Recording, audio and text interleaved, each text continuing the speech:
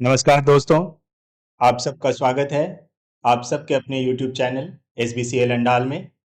आज मैं आपको रेलवे ग्रुप डी का जो साइंस का अगला चैप्टर है, प्रकाश का परावर्तन और अपवर्तन यानी कि लाइट चैप्टर जो है वो NCERT का क्लास 10 का, उसे हिंदी PDF में शेयर करके आज पढ़ाऊंगा।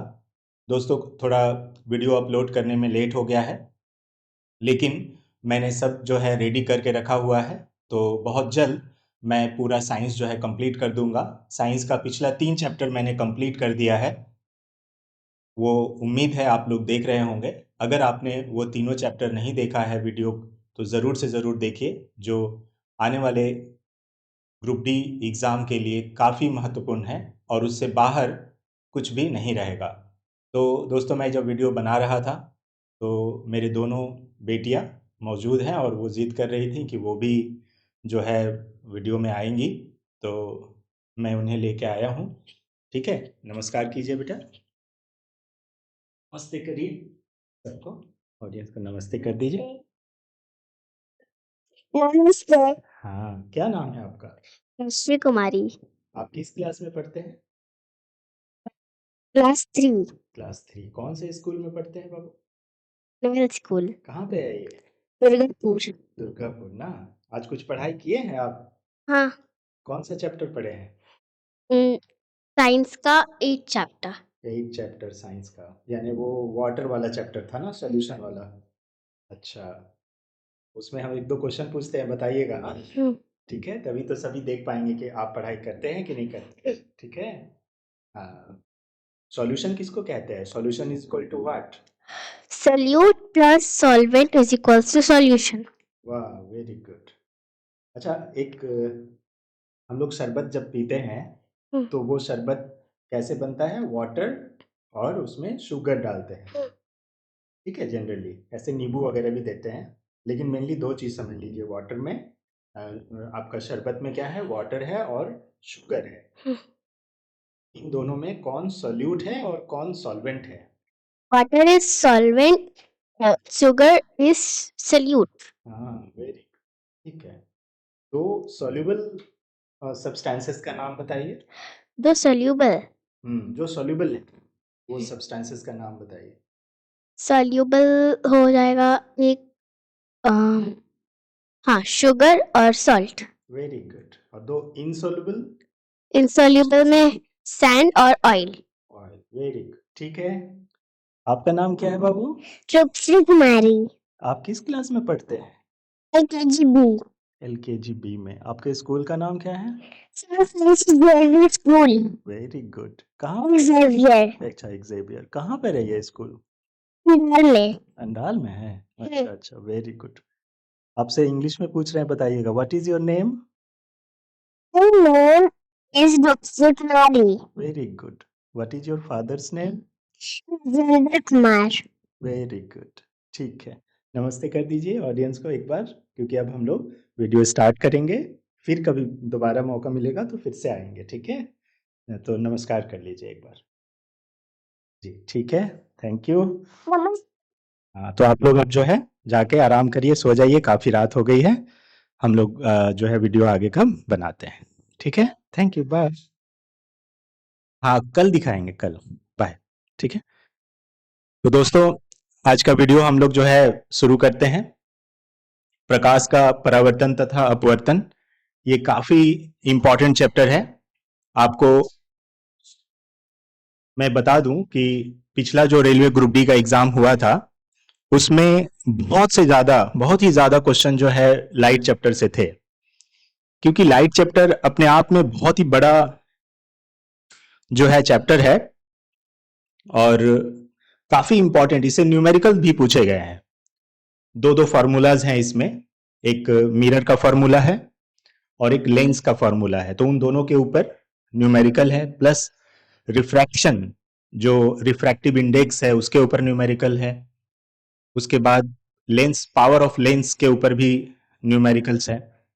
तो काफ़ी इंपॉर्टेंट चैप्टर है। ठीक है, तो मैंने ये PDF हिंदी में शेयर करके आपको आज पढ़ा रहा हूँ और बहुत जल्द जो है आपको इंग्लिश में भी पीडीएफ शेयर करके दूसरा वीडियो बना दूंगा। और इसके बाद जो पीडीएफ जो एमसीक्यू रहेगा, जो कि मैंने बहुत ही मेहनत से बनाया हुआ है, प्रीवियस एग्जाम्स के सारे कलेक्शंस हैं उसमें, प्लस एनसीईआरटी का जो एग्जाम्पलर है उसका पूरा कलेक्शन है। साथ ही साथ एनसीईआरटी के इस चैप्टर से जितने भी क्वेश्चन बन सकते हैं, जितने भी एमसीक्यूज बनाए जा सकते हैं, जैसे कि कथन और निष्कर्ष टाइप के क्वेश्चन, कि आजकल जो रेलवे ग्रुप डी में जो क्वेश्चंस दिए गए हैं साइंस के ना, वो सिंपल एमसीक्यूज नहीं है।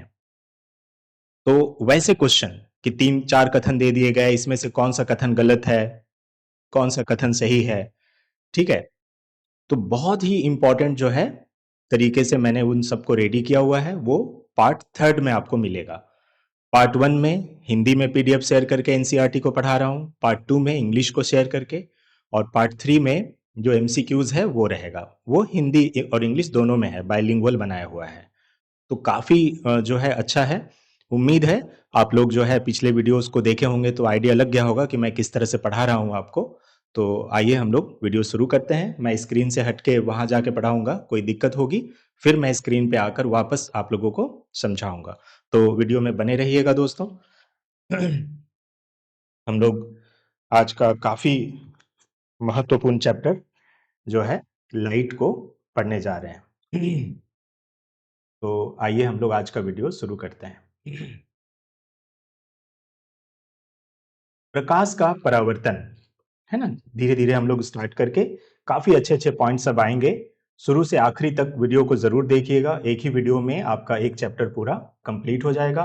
क्योंकि ज्यादातर बच्चे जो रेलवे की तैयारी करते हैं तो वो एनसीईआरटी नहीं पढ़ते, है ना, अपने अपने स्टेट बोर्ड से पढ़े हुए होते हैं। तो जो क्वेश्चंस आने हैं एग्जाम में वो पूरी तरह से एनसीईआरटी से आने हैं। तो इस तरह से अगर आप एनसीईआरटी को नहीं पढ़ेंगे तो क्वेश्चन का आंसर नहीं कर पाएंगे। मार्केट में बहुत सारे बुक्स हैं, लेकिन क्वेश्चंस 100% एनसीईआरटी से ही पूछे गए हैं पिछले एग्जाम्स में, और आने वाले एग्जाम में भी इसी से रहेगा। तो इस पर अपनी पकड़ बनाने की कोशिश कीजिए। आप सबसे पहले एनसीईआरटी का ये क्लास 10 का जो साइंस का बुक है वो खरीदिए।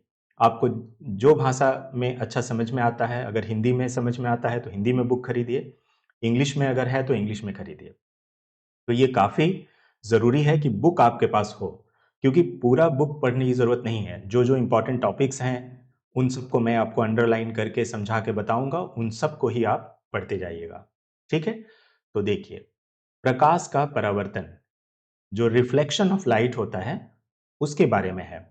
तो परावर्तन के नियम ये हम लोग क्लास 9 में भी पढ़ चुके हैं, तो इसको एक बार हम लोग दोहरा रहे हैं कि आपतन कोण परावर्तन कोण के बराबर होता है। जैसे मान लीजिए कि एक समतल दर्पण है ना, प्लेन मिरर है ये, और प्लेन मिरर पे हम लोग क्या कर रहे हैं, एक प्रकाश की किरण हम लोग इस तरह से भेज रहे हैं, ये तिरछी किरण हम लोग ला रहे हैं, तो ये आपतित किरण है। और ये जो टकरा के वापस चली जाएगी, इसको बोला जाता है परावर्तित किरण। और यहां पर अगर हम एक अभिलंब खींचते हैं, अगर हम एक अभिलंब ड्रॉ करते हैं, यानी कि नॉर्मल अगर हम खींचते हैं, नॉर्मल, तो ये जो यहां पर एंगल बन रहा है इसे कहा जाता है आपतन कोण। अभिलंब के साथ ये जो आपतित किरण बना रही है इसे कहते हैं आपतन कोण, और ये जो परावर्तित किरण बना रही है इसे कहते हैं परावर्तन कोण। तो ये आपतन कोण और परावर्तन कोण का मान बराबर होता है। मान लीजिए ये 30 डिग्री है, तो ये भी आपका 30 डिग्री होता है। यही पहला नियम है प्रकाश के परावर्तन का, कि आपतन कोण परावर्तन कोण के बराबर होता है। फर्स्ट नियम इसका ये है। दूसरा है आपतित किरण, यानी कि ये वाली जो किरण आ रही है उसे आपतित किरण कहते हैं। दर्पण के आपतन बिंदु पर अभिलंब, ये जो नॉर्मल खींचा गया है इसे अभिलंब कहते हैं। तथा परावर्तित किरण, और ये जो किरण निकल के जा रही है, टकरा के जा रही है, ये है परावर्तित किरण। सभी एक ही तल में होते हैं। ये सभी क्या होते हैं दोस्तों, एक ही तल में यानी एक ही प्लेन में स्थित होते हैं। तो ये परावर्तन के दो मुख्य नियम हैं, ये हमेशा याद रखिए क्योंकि इसका उपयोग आपको जो है आगे भी देखने को मिलेगा। आपतन कोण परावर्तन कोण के बराबर होता है। आपतित किरण और अभिलंब तथा परावर्तित किरण, ये जो भी 3 चीजें हैं ये एक ही तल में स्थित होते हैं। यानी कि ये जो, अगर आप एक तल की बात करें तो ये जो परावर्तन हो रहा है ये केवल ऊपर वाले तल में हो रहा है ना। इस इंटरफेस का दो दो दो मतलब तल है, एक निचला तल एक ऊपरी तल। तो ऊपरी तल पर यह परावर्तन हो रहा है, इसीलिए कहते हैं कि वो एक ही तल में यानी एक ही प्लेन में होता है। दूसरा एक इंपॉर्टेंट बात यहां पर बताई गई है कि समतल दर्पण के द्वारा जो प्रतिबिंब बनता है उसकी क्या विशेषताएं होती हैं। ये बहुत इंपॉर्टेंट है। समतल दर्पण के द्वारा जो प्रतिबिंब बनता है उसकी क्या विशेषताएं होती हैं। समतल दर्पण द्वारा बना प्रतिबिंब सदैव आभासी तथा सीधा होता है। यह ध्यान रखिएगा कि समतल दर्पण यानी कि प्लेन मिरर जो इमेज बनाता है वह सदैव सीधा होता है और आभासी होता है यानी कि वर्चुअल होता है। प्रतिबिंब का साइज बिंब के बराबर होता है। बिंब को हिंदी में वस्तु या बिंब दो नाम से जाना जाता है। तो प्रतिबिंब का जो साइज होता है वो वस्तु के साइज के बराबर होता है। ठीक है। प्रतिबिंब दर्पण के पीछे उतनी ही दूरी पर बनता है जितनी दूरी पर दर्पण के सामने बिंब होता है। ठीक है। और एक चीज है कि प्रतिबिंब पार्श्विक परिवर्तित होता है। पार्श्व परिवर्तित यानी कि वो लैटरली इन्वर्टेड होता है। ठीक है। इसका मतलब यह हुआ कि इमेज, अगर आईना के सामने आप खड़े हैं तो आपके शरीर का जो भी बायां हिस्सा होगा, जैसे कि आपका बायां हाथ यानी कि लेफ्ट हैंड, इमेज का वो राइट हैंड होगा, और जो आपका राइट हैंड है वो इमेज का लेफ्ट हैंड होगा। कभी आप आईने में देखिए गौर करके कि अपना बायां हाथ उठाइए तो जो इमेज है वो अपना दाहिना हाथ उठाता हुआ दिखाई देगा। इसी घटना को लैटरल इन्वर्शन यानी कि पार्श्विक विपर्य कहते हैं। ठीक है। तो ये क्वेश्चन बहुत ही इंपॉर्टेंट है दोस्तों कि जो समतल दर्पण यानी कि प्लेन मिरर जो हम लोग घर में इस्तेमाल करते हैं वो जो इमेज बनाता है यानी कि प्रतिबिंब बनाता है उसकी क्या क्या विशेषताएं होती हैं। तो पहला विशेषता नंबर 1 याद रखिएगा, क्या बताया गया है कि ये सदैव आभासी तथा सीधा होता है। यानी कि ये जो इमेज बनता है ये हमेशा वर्चुअल और इरेक्ट होता है। दूसरा, प्रतिबिंब का साइज बिंब के बराबर होता है, यानी कि जो इमेज का साइज होता है वो वस्तु के साइज के बराबर होता है। नंबर 3, प्रतिबिंब दर्पण के पीछे उतनी ही दूरी पर बनती है जितनी दूरी पर दर्पण के सामने रखी होती है। ये एक बहुत इंपॉर्टेंट बात है कि आईना के सामने हम किसी वस्तु को जब रखते हैं तो जितना सामने रखते हैं, मान लीजिए आईना से हम 2 फुट की दूरी पे हैं, तो जो इमेज बनेगा वो आईना के भीतर 2 फुट के दूरी पे ही बनेगा। ये बात यहां पर कही गई है। यानी आईना के सामने हम जितनी दूरी पर वस्तु को रखते हैं आईना के भीतर भी उतनी ही दूरी पर वस्तु का प्रतिबिंब बनता है। यदि परावर्तक पृष्ठ वक्रित हो तो प्रतिबिंब कैसा बनेगा। अब हम लोग आते हैं, अच्छा सॉरी एक पॉइंट छूट गया, चौथा जो उसका विशेषता है, चौथा विशेषता है कि प्रतिबिंब पार्श्विक विपरीत होता है। इसका मतलब वो लैटरली इन्वर्ट हो जाता है।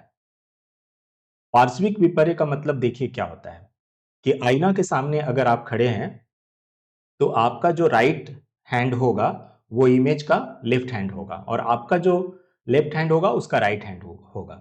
एक्चुअली हैंड ही नहीं बल्कि आपका पूरा शरीर जो लेफ्ट साइड का है वो उधर राइट साइड की तरफ दिखाई देगा और जो लेफ्ट वाला है वो राइट दिखाई देगा। इसी को कहते हैं लेटरली इन्वर्टेड यानी पार्श्विक विपर्यत कहते हैं। तो ये जो 4 विशेषताएं हैं उस प्रतिबिंब की जो समतल दर्पण के द्वारा बनाया जाता है ये काफी इंपॉर्टेंट है। ठीक है। अब हम लोग आते हैं जो कि इस चैप्टर का हम लोग का स्टार्टिंग है और वो है गोलीय दर्पण। ठीक है, गोलीय दर्पण। ध्यान दीजिए कि अभी जो हम लोगों ने दर्पण की बात की वो समतल दर्पण था। समतल मतलब उसका जो दर्पण है वो समतल है, प्लेन है, प्लेन मिरर की बात की गई थी अभी। लेकिन अभी जो दर्पण की बात की जा रही है वो गोलीय दर्पण है। तो गोलीय दर्पण कुछ इस प्रकार का होता है। ये गोलीय दर्पण का उदाहरण है। ठीक है, ये आप देख सकते हैं, ये अवतल दर्पण है और ये उत्तल दर्पण है। ये जो अवतल दर्पण है इसे इंग्लिश में कॉनकेव लेंस कहते हैं, कॉनकेव मिरर। कॉनकेव मिरर कहते हैं। ठीक है, थोड़ा बहुत इंग्लिश को हल्का जानना जरूरी है, क्योंकि जहां कहीं भी अगर कंफ्यूजन हो गया तो उस कंफ्यूजन को आप इसी इंग्लिश टर्म से दूर कर पाएंगे। इसीलिए हम आपको यही सलाह देंगे कि कुछ कुछ पॉइंट साइंस में जरूर से जरूर इंग्लिश में याद रखिए। तो कॉनकेव मिरर कहते हैं इसे, अवतल दर्पण, और उत्तल दर्पण इसे कॉन्वेक्स मिरर कहते हैं। कॉन्वेक्स मिरर कहते हैं, मिरर। ठीक है, कॉनकेव मिरर में आप देख सकते हैं ये जो ब्लैक कलर से ये जो दिखाया गया है ना, ये वाला, ये इसका परावर्तक तल है। ये क्या है? परावर्तक तल। और ये जो इस तरह से ऐसे दिखाया गया है, ये इसका पीछे का हिस्सा है। यानी कि जो इधर जो ये वाला साइड है, ये इसका परावर्तक साइड है। यानी कि जिस तरफ ये इसका परावर्तक साइड कैसा है? इनवर्ड है, अंदर के तरफ। ठीक है, जैसा कि चम्मच में जिधर से हम लोग कोई चीज को उठाते हैं, वो गहरा वाला हिस्सा जो है वो है कॉनकेव मिरर। और चम्मच का जो पीछे वाला हिस्सा है, चम्मच का कोई भी स्पून जो होता है उसका पीछे वाला हिस्सा वो ऐसा है। तो इसका जो परावर्तक तल है वो बाहर के तरफ होता है। इसका परावर्तक तल कैसा होता है? बाहर के तरफ होता है। ये इसका परावर्तक तल है। ठीक है, तो ये बहुत ही इंपॉर्टेंट है दोस्तों कि जो कॉनकेव मिरर होता है वो इस तरह का होता है, यानी कि इसका परावर्तक तल इधर है, और जो कॉन्वेक्स मिरर होता है वो इस तरह का होता है, यानी इसका परावर्तक तल इधर होता है, ये वाला, और इसका परावर्तक तल ये है अंदर के तरफ। ठीक है, तो ये ध्यान रखना है कि जो गोलीय दर्पण है वो दो तरह के होते हैं, एक अवतल दर्पण और एक दूसरा उत्तल दर्पण। अवतल दर्पण को कॉनकेव मिरर और उत्तल दर्पण को कॉन्वेक्स मिरर कहा जाता है। ठीक है, आपको जब ये गोलीय दर्पण के बारे में पढ़ाई करेंगे तो कुछ एक दो टर्म आपको पता होना चाहिए। वो टर्म कौन कौन से हैं? तो सबसे पहला टर्म आ जाता है वक्रता केंद्र का। ठीक है, वक्रता केंद्र, इसे radius of centre of curvature भी कहा जाता है। वक्रता केंद्र, दरअसल आप अगर गौर करके देखेंगे, मान लेते हैं कि ये आपका एक जो है मिरर है, स्फेरिकल मिरर है, यानी कि गोलीय दर्पण है। आप अगर गौर करके देखिएगा तो ये ना वास्तव में एक कंप्लीट सर्कल था। एक कंप्लीट सर्कल का छोटा सा ये टुकड़ा है, यानी वास्तव में ये एक कंप्लीट सर्कल था। तो एक कंप्लीट सर्कल है तो इसका तो एक कोई ना कोई सेंटर जरूर होगा। इसी सेंटर को, इसी केंद्र को ही वक्रता केंद्र कहते हैं। यानी कहने का मतलब यह हुआ कि वक्रता केंद्र यानी कि सेंटर ऑफ कर्वेचर वो बिंदु है जो कि दर्पण जो होता है वो जिस गोलीय दर्पण का हिस्सा होता है, यानी कि जिस गोलाकार दर्पण का वो हिस्सा है, उसका जो केंद्र होता है उसे ही वक्रता केंद्र कहते हैं। तो इसका वक्रता केंद्र इधर हो जाएगा, और इसका वक्रता केंद्र, चूंकि ये एक सर्कल का पार्ट है तो इधर हो जाएगा, ये सेंटर हो जाएगा। ठीक है, एक दूसरा चीज आपको जरूरत पड़ेगी कि ये जो सेंटर ऑफ कर्वेचर है इसे सी के द्वारा डिनोट किया जाता है। ये सी है इसका, यानी कि सेंटर ऑफ कर्वेचर है। अब जो सेंटर ऑफ कर्वेचर है, और ये जो यहां पर ये जो पॉइंट देख रहे हैं, इसे पोल कहा जाता है। ठीक है, इसे क्या कहते हैं? पोल। तो पोल और ये जो सेंटर ऑफ कर्वेचर है, इसके बीच में एक पॉइंट होता है जिसे फोकस कहा जाता है। ठीक है, तो ये बहुत इंपॉर्टेंट है, फोकस। वास्तव में फोकस को अभी हम लोग और भी अच्छे तरीके से डिफाइन करेंगे। ठीक है, पोल या ध्रुव कहते हैं इसे, हिंदी में ध्रुव कहते हैं, इंग्लिश में पोल कहते हैं। तो फोकस को हम लोग और भी एक ये तरीका से डिफाइन करेंगे आगे चलकर। फिलहाल एक गोलीय दर्पण में ये तीन चीजें जरूर आप याद रखिए कि कौन कौन से टर्म होते हैं। एक पोल होता है जिसे ध्रुव कहते हैं, फोकस होता है, और एक वक्रता केंद्र होता है, यानी कि सेंटर ऑफ कर्वेचर, जिसे सी के द्वारा डिनोट किया जाता है। तो ये जो पोल और फोकस है ना, इसके बीच के दूरी को, ये जो दूरी है पोल और फोकस के बीच की दूरी, इसे फोकल लेंथ कहते हैं, और इसे एफ के द्वारा डिनोट किया जाता है, छोटे एफ के द्वारा। ठीक है, और एक चीज आपको ध्यान रखनी है, वो है मुख्य अक्ष यानी कि प्रधान अक्ष जिसको कहते हैं। तो ये जो प्रधान अक्ष है जिसको इंग्लिश में प्रिंसिपल एक्सिस कहते हैं, वो क्या है? वो है ये जो पोल आप देख रहे हैं, ये पोल और सेंटर ऑफ कर्वेचर से एक एक काल्पनिक रेखा अगर आप गुजारें तो इस रेखा को ही, जो कि पोल और सेंटर ऑफ कर्वेचर से पास कर रही है, उसे हम लोग मुख्य अक्ष या प्रधान अक्ष के नाम से जानते हैं। ठीक है, तो ये कुछ टर्म थे जो कि आपको जानना बहुत जरूरी है। अब आइए हम लोग देखते हैं अवतल दर्पण के बारे में। तो जो अवतल दर्पण है, अगर आप कोई वस्तु को यहां पे रखेंगे अनंत के ऊपर, तो अनंत से यानी कि जो वस्तु है वहां से जो प्रकाश की किरणें चलेंगी दर्पण से टकराने के बाद, वो प्रधान अक्ष के, आप गौर कीजिए, ये P है यानी कि पोल और ये C है और ये फोकस है। तो ये एक पॉइंट पर आके सब किरणें मिल जा रही है। गौर कीजिए, ये किरण जा रही है, टकराने के बाद वो यहां मिल जा रही है। ये किरण जा रही है, टकराने के बाद देखिए ये फोकस पे एक जगह पे मिल जा रही है। तो वो बिंदु प्रधान अक्ष के एक ऐसा बिंदु पर आ जा रहा है जहां पर ये सारी किरणें, ध्यान रखिएगा कि अनंत से जो भी किरणें आती हैं यानी कि सूर्य से जो भी किरणें आ रही हैं वो समानांतर होती हैं। ठीक है, एक तो सीधी रेखा में चलती है और साथ ही साथ समानांतर होती है। तो ये टकराने के बाद लेंस से प्रधान अक्ष के एक बिंदु पर जाकर मिल जाती है, इसे ही फोकस कहा जाता है। और ये जो फोकस है और ये पोल है, इसके बीच का जो दूरी है ये वाला, इस दूरी को ही हम लोग फोकल लेंथ कहते हैं। फोकल लेंथ, ठीक है, फोकल लेंथ, इसे एफ के द्वारा डिनोट किया जाता है, स्मॉल एफ के द्वारा। अगर आप कॉन्वेक्स लेंस की बात करें, तो कॉन्वेक्स लेंस में जब अनंत से कोई वस्तु से प्रकाश की किरण चलकर आती है, तो वो आप गौर कर सकते हैं, देखिए ये जा रही है, टकरा करके इधर चली गई। ठीक है, और जब आप इसको पीछे की तरफ प्रोड्यूस करेंगे, ये देखिए पीछे की तरफ जब आप इसको प्रोड्यूस करेंगे तो वो एक बिंदु पर आके मिल जाएगी।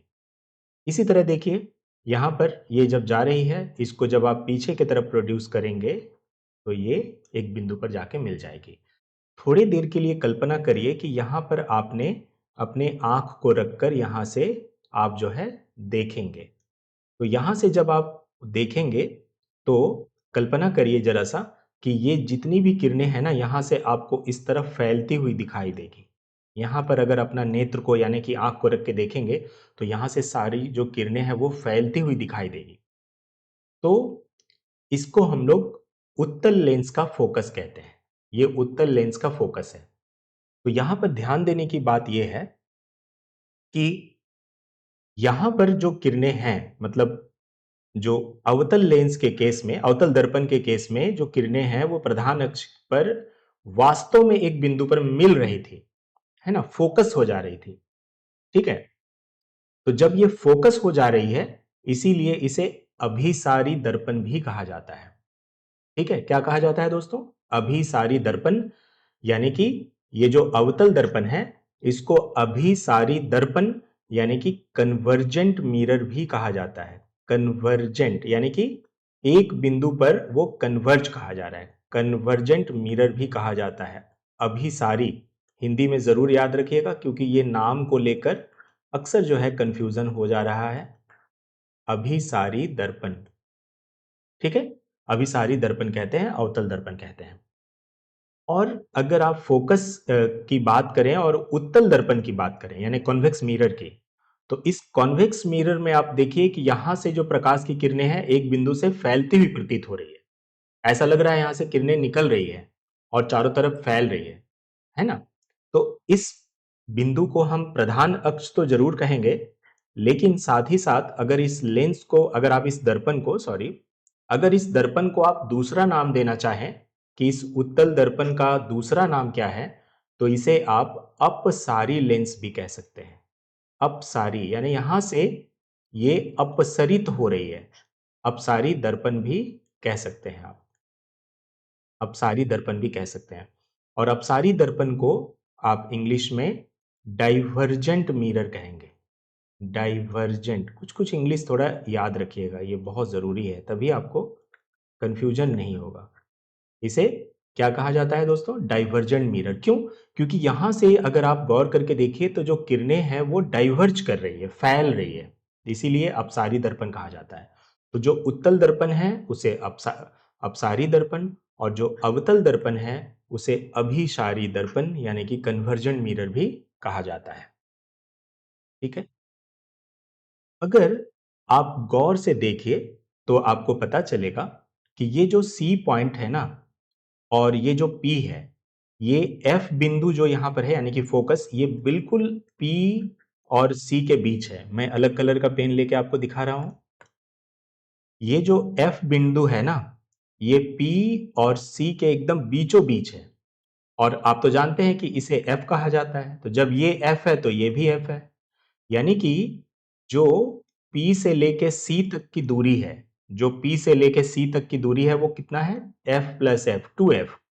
और आप जानते हैं कि ये जो P से लेके C का दूरी है ये रेडियस ऑफ कर्वेचर है, यानी कि ये जो एक सर्कल है ना, ये क्या था? ये तो एक सर्कल का हिस्सा है ना, तो इसका ये क्या हुआ? रेडियस हुआ, इसीलिए R इक्वल टू 2F हो गया। तो ये संबंध बहुत ही इंपॉर्टेंट है कि रेडियस ऑफ कर्वेचर और फोकल लेंथ में क्या संबंध है। तो जो रेडियस ऑफ कर्वेचर होता है वो फोकल लेंथ का 2 गुना होता है। ठीक है, यानी R is equal to 2F होता है। ठीक है, एक बार हम लोग आइए यहां पे देखते हैं, कॉनकेव मिरर के केस में देखते हैं। अलग कलर से हम पेन लेके आपको बताते हैं। ब्लू कलर ऑलरेडी है वहां, ग्रीन ही लेते हैं। ठीक है, देखिए ये रहा पोल और ये रहा सेंटर। पोल और मतलब एक तरह से ये है क्या, मतलब सेंटर ऑफ कर्वेचर। तो पोल और सेंटर ऑफ कर्वेचर के बीचों बीच में है फोकस। ठीक है, और ये क्या होता है? फोकस और पोल का बीच का दूरी एफ होता है। तो एफ और सी का बीच का भी एफ ही हुआ, क्योंकि ये जो एफ पॉइंट है ना, ये सी और पी के बिल्कुल बीच में होता है। तो यानी कि अगर आप पी सी की बात करें, P C is equal to क्या होगा? 2F। और आप ये भी जानते हैं कि ये जो P से लेके C का दूरी है इसे आप रेडियस ऑफ कर्वेचर भी कहते हैं, यानी R is equal to 2F। तो ये संबंध है, किसके किसके बीच संबंध है? रेडियस ऑफ कर्वेचर यानी वक्रता त्रिज्या और फोकल लेंथ के बीच। तो आप ये कह सकते हैं कि जो वक्रता त्रिज्या होता है वो फोकल लेंथ का 2 गुना होता है। इसी को आप ऐसे भी लिख सकते हैं, F is equal to R by 2। तो ये भी एग्जाम के लिए काफी इंपॉर्टेंट है कि कभी कभी आपको रेडियस ऑफ कर्वेचर दे दिया जाता है और फोकल लेंथ पूछा जाता है। तो वैसे स्थिति में आप ये रिलेशन याद रखिए, R is equal to 2F, और वहां से F निकाल लीजिए, F is equal to R by 2। ठीक है, अभी ये जो पोर्शन है ये वाला N और ये M, इसको अपार्चर कहा जाता है। ये वाला को क्या कहते हैं? अपार्चर, हिंदी में द्वारक या इंग्लिश में अपर्चर कहा जाता है। अभी ये रिलेशन आप देख सकते हैं, यहां पर ये निकाला गया है, R is equal to 2F। ये एग्जाम के लिए काफी इंपॉर्टेंट है, रेलवे ग्रुप डी में पिछला जो एग्जाम हुआ है उसमें पूछा गया है। आइए हम लोग देखते हैं कि अवतल दर्पण जो प्रतिबिंब बनाता है उसकी क्या क्या विशेषताएं होती हैं। जो प्रतिबिंब नॉर्मली आपने देखा है कि समतल दर्पण जो प्रतिबिंब बनाता है तो उसकी क्या विशेषताएं आपने देखी कि वो हमेशा सीधा होता है, वस्तु के साइज के बराबर होता है, और आईना के सामने जितना दूरी पे रखा होता है आईना के पीछे भी उतना ही दूरी पे होता है। मुख्य 3 विशेषताएं आपने देखी समतल दर्पण के केस में। लेकिन अवतल दर्पण में क्या होता है कि जैसे जैसे आप ऑब्जेक्ट का पोजीशन को चेंज करते हैं तो जो इमेज बनता है उसका पोजीशन और उसका जो साइज है वो भी चेंज होता जाता है। इसलिए अवतल दर्पण के द्वारा जो बना हुआ बिंब है अलग अलग स्थितियों के लिए अलग अलग प्रकार के प्रतिबिंब बनाता है। तो ये काफी इंपॉर्टेंट है एग्जाम के लिए। अभी तक जो हम लोग वीडियो देखे इसमें ये सबसे इंपॉर्टेंट पॉइंट अभी आया है हमारा कि अवतल दर्पण के द्वारा जो प्रतिबिंब बनता है उसकी क्या क्या स्थिति, किस स्थिति पे हम रखते हैं तो कहां पर उसका प्रतिबिंब बनता है। तो पहली बात है कि अगर आप अनंत पर वस्तु को रखेंगे तो उसका प्रतिबिंब फोकस पर बनेगा, और अत्यधिक छोटा होगा और बिंदु के साइज का होगा, यानी काफी छोटा। प्रतिबिंब की प्रकृति क्या होगी? ये होगा वास्तविक और उल्टा होगा, ठीक है, यानी कि रियल इमेज वहां पर बनता है।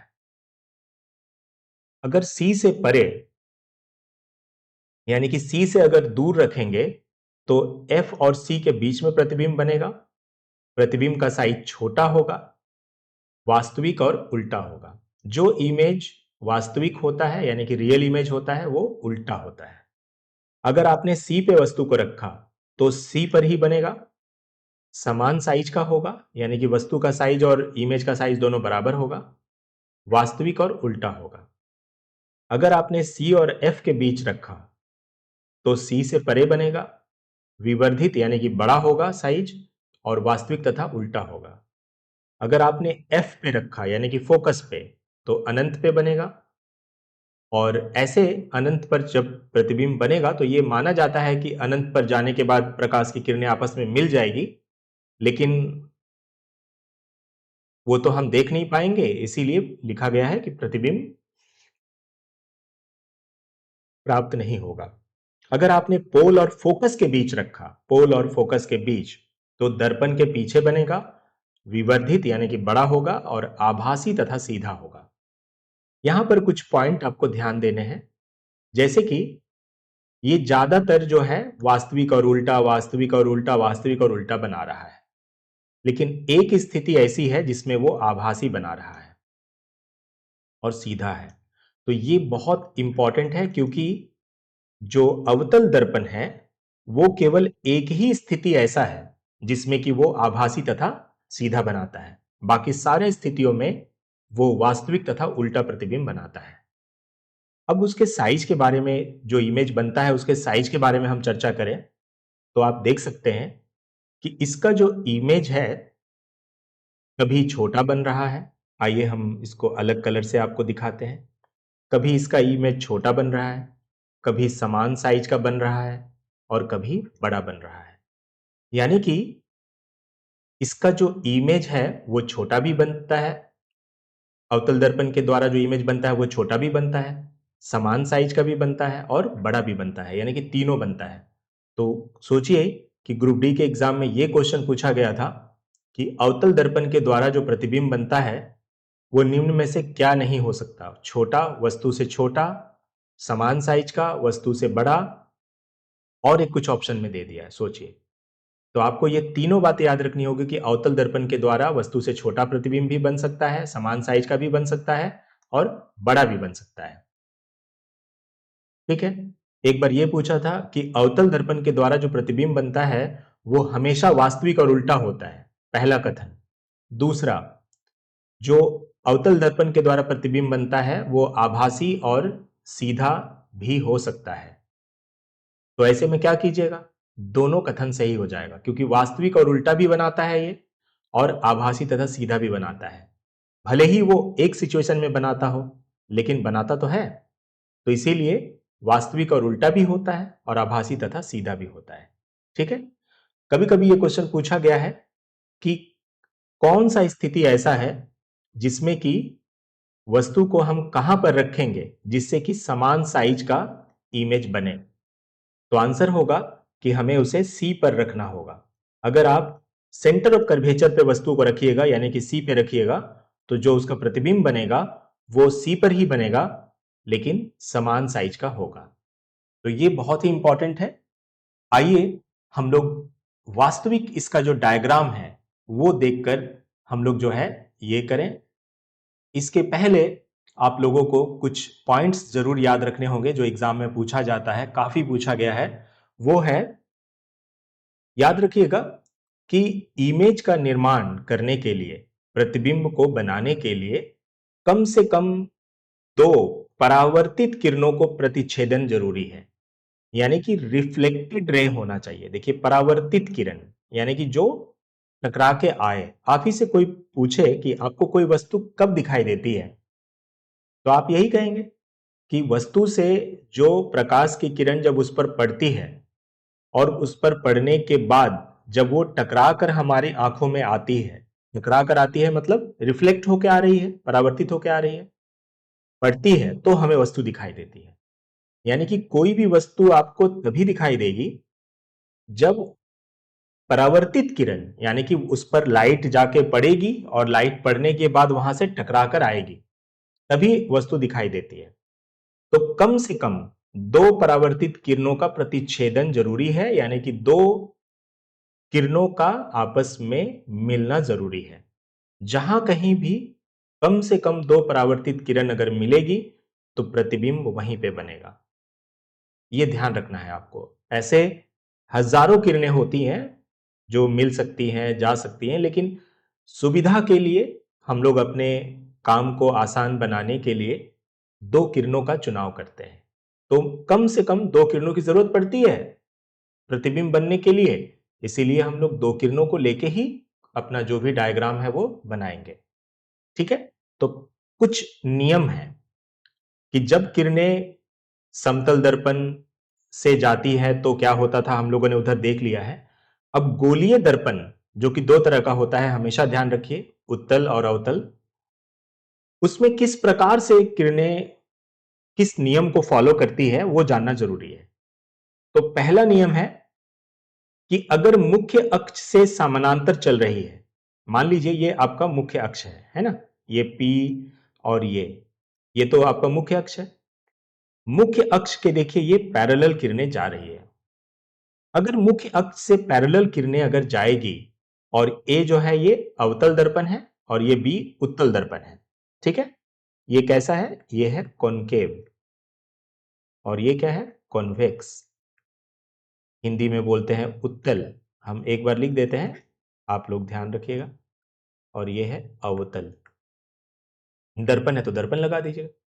तो जब प्रधान अक्ष के समानांतर अगर किरणें चल रही है तो याद रखिएगा ये दर्पण से टकराने के बाद फोकस से होकर गुजरती है।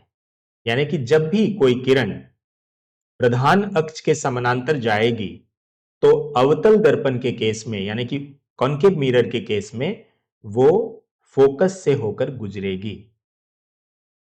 ठीक है, कॉन्वेक्स मिरर के केस में देखिए क्या हो रहा है। कॉन्वेक्स मिरर के केस में क्या हो रहा है देखिए, उत्तल दर्पण के केस में, इसमें अगर आपने कोई प्रकाश की किरण प्रधान अक्ष के समानांतर अगर भेजा है तो ये किरण जब इधर चली जाएगी, इसको जब आप डॉट डॉट करके बढ़ाइएगा, डॉट डॉट करके बढ़ाइएगा, तो ये एक बिंदु पर आके मिलेगी जिसे फोकस कहते हैं।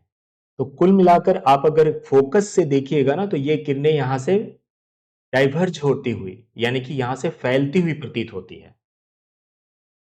तो ध्यान रखिएगा कि प्रधान अक्ष से अगर समानांतर होकर आएगी तो अवतल दर्पण के केस में प्रधान अक्ष के एक बिंदु पर सचमुच में जाकर मिलेगी या वहां से पार करेगी। लेकिन कॉन्वेक्स मिरर के केस में, उत्तल दर्पण के केस में क्या होता है कि जब किरणों को आप पीछे की तरफ बढ़ाते हैं तो वो F पर जाकर मिलता है, यानी यहीं से ये फैलता हुआ आपको प्रतीत होगा। ठीक है, तो इसे ही हम लोग प्रधान अक्ष कहते हैं, फोकस, प्रधान अक्ष का फोकस कहते हैं। तो फोकस का डेफिनेशन अगर आपको आए एग्जाम में, तो फोकस वह बिंदु है कि जब प्रकाश की किरण प्रधान अक्ष से चलकर, है ना, प्रधान अक्ष के समानांतर चलकर लेंस से टकराती है, यानी कि जिसको हम आपतित होना कहते हैं, पर आपतित होती है तो परावर्तित किरण, यानी कि जो रिफ्लेक्टेड रे है, वो प्रधान अक्ष के एक बिंदु पर जाकर मिलती है अवतल दर्पण के केस में, या वहां से फैलती हुई प्रतीत होती है जैसा कि उत्तल दर्पण के केस में। इसी बिंदु को हम लोग फोकस कहते हैं या प्रधान फोकस के नाम से जाना जाता है, मुख्य फोकस या प्रधान फोकस कहते हैं। दूसरा रूल ये है, यानी कि आपको ये रूल क्या याद रखना होगा, एकदम ध्यान में रखिएगा कि जब भी प्रधान अक्ष के समानांतर जाएगी, अगर अवतल दर्पण है तो फोकस से गुजर जाएगी, अगर उत्तल दर्पण है तो ये फोकस से फैलती हुई प्रतीत होगी। ठीक है, दूसरा, अगर किरण फोकस से होकर जाए, अगर कोई किरण आपने, आपतित किरण जो है यानी इंसिडेंट जो रे है, आप उसको फोकस से भेज रहे हैं, जब फोकस से भेजेंगे तिरछा तो क्या होगा कि ये टकराने के बाद प्रधान अक्ष के समानांतर निकल जाएगा। देखिए ये आपका प्रधान अक्ष है, इसी के पैरेलल निकल जाएगा।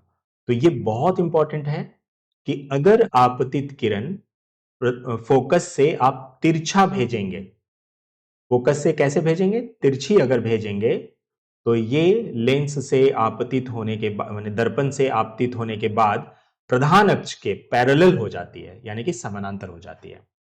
ठीक है, यहां भी आप देख सकते हैं कि अगर आपने कोई किरण प्रधान फोकस के तरफ ऐसे करके भेजा, ये देखिए फोकस के तरफ ऐसे भेजा, तो ये टकराने के बाद देखिए ये प्रधान अक्ष के पैरेलल निकल जा रहा है। ठीक है, तीसरा नियम क्या कहता है कि अगर आप कोई किरण को सी से भेजेंगे, यानी कि सेंटर ऑफ कर्वेचर से अगर आपने भेजा, जिसे वक्रता केंद्र कहते हैं, वक्रता केंद्र से अगर आपने भेजा, तो ये वापस उसी रास्ते पे लौट आती है। देखिए जाने वाले का डायरेक्शन इधर दिखाया गया है और वापस आ गया इसी को दिखाया है। तो इधर से जा रहा था ऐसे, इधर ही वापस आ जाएगा। ठीक है, यानी कि ये इस तरह से गया था, इस तरह आ जाएगा। तो इसके बीच में एंगल कितना बनेगा, 180 डिग्री का कोण बनेगा।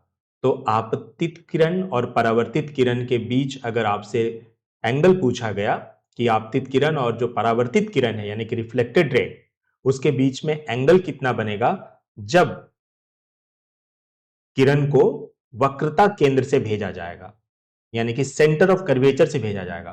तो जब सेंटर ऑफ कर्वेचर से भेजा जाएगा तो आपतित किरण और परावर्तित किरण का जो मान है एंगल का, वो 180 डिग्री होगा उन दोनों के बीच में, यानी कि जिस रास्ते से वो आई थी उसी रास्ते से वापस लौट जाएगी। ठीक है, आप कॉन्वेक्स मिरर के भी केस में देख सकते हैं कि किरणें आ रही हैं सी से, ये आप मिला के डॉट डॉट करके मिला लीजिए, ये आई और ये देखिए ये वापस चली गई, है ना। तो दोनों ही दर्पण को साथ साथ देखिएगा, है ना। अवतल दर्पण को भी देखिएगा और उत्तल दर्पण को भी देखते चलिएगा, क्योंकि ये रूल पता होना चाहिए। एक तो एग्जाम्स में भी पूछे जाते हैं और दूसरा जब हम लोग अभी इसका डायग्राम बनाएंगे ना, उस समय ये ज्यादा हमें जरूरत पड़ेगी। एक रूल ये है कि अगर एक आने वाली किरण यानी आपतित किरण तिरछी होकर अगर आप पोल से पोल के पास पड़ेगी, तो टकराने के बाद ये इस तरफ चली जाएगी। और ऐसे केस में ये जो आई और आर है, यानी एंगल ऑफ इंसिडेंस और एंगल ऑफ रिफ्लेक्शन, यानी आपतन कोण और परावर्तन कोण का मान बराबर हो जाता है। तो ये एक ऐसी स्थिति है जो कि शायद आपको ध्यान में आ रहा होगा, समतल दर्पण पर होने वाले प्रतिबिंब के बराबर हो गया। उसमें भी आपतन कोण और परावर्तन कोण का मान बराबर होता था और इसमें भी आपतन कोण और परावर्तन कोण का मान बराबर हो गया है। लेकिन आप यहां ध्यान दीजिएगा कि यहां जो भी ये तीन जो स्थितियां आपने देखी कि पैरेलल होकर आ रही है, समानांतर होकर आ रही है प्रधान अक्ष के, या फिर आपने ये देखा कि फोकस से पार होगी किरण, या फिर आपने ये देखा कि सी से होकर गुजरेगी, है ना। ये जो भी स्थितियां आपने देखी, इन सभी स्थितियों में लेकिन परावर्तन के नियम का पालन होता है। ठीक है, यानी आपतन कोण का मान और परावर्तन कोण का मान बराबर होता है, ध्यान रखिएगा, है ना। आपतित किरण और परावर्तन कोण का मान सदैव आपतन कोण के बराबर होता है। यानी कि जो भी स्थितियां आपने देखी, उन सभी स्थितियों में लॉ ऑफ रिफ्लेक्शन यानी कि परावर्तन के नियम का पालन होता है, पूरी तरह से पालन होता है। ठीक है, अब हम लोग देखते हैं, क्योंकि एग्जाम में हमें यही सारे क्वेश्चन आ रहे हैं, तो इसी को हम लोग अच्छा से देखेंगे। ये वेरी वेरी इंपॉर्टेंट पोर्शन पे हम लोग आ गए हैं।